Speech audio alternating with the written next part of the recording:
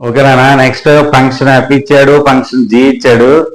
అయితే మీరు single function ఇచ్చినప్పుడు మనం సెకండ్ కోఆర్డినేట్ ఎలిమెంట్స్ ని ఏ ఆపరేషన్ అనేది వచ్చేసి సరిపోద్ది. కానీ 2 ఫంక్షన్స్ ఇచ్చినప్పుడు ఈక్వల్ గా ఉన్నటువంటి ఆర్డర్ ఆఫ్ పేర్స్ చూడండి. ఇది 4 ఉంది, ఫస్ట్ కోఆర్డినేట్ 4, ఇక్కడ 5 ఉంది, ఇక్కడ 6 ఉంది, పోనీ ఇక్కడ 6 ఉంది, ఇక్కడ 6 ఉంది. అంటే మనం ఆపరేట్ చేయాల్సింది 4,5 4,-4 ని, నెక్స్ట్ ఇక్కడ 6,-4, ఇక్కడ 6,5ని, ఇక్కడ 5 ఉంది, ఇక్కడ 8 ఉంది. ఈ రెండింటిని మనం టచ్ చేయకూడదు, ఆన్సర్ లో కూడా రాయకూడదు. నా ఫస్ట్ బిట్ వచ్చేసరికి ఎఫ్ ప్లస్ జి అన్నాడు.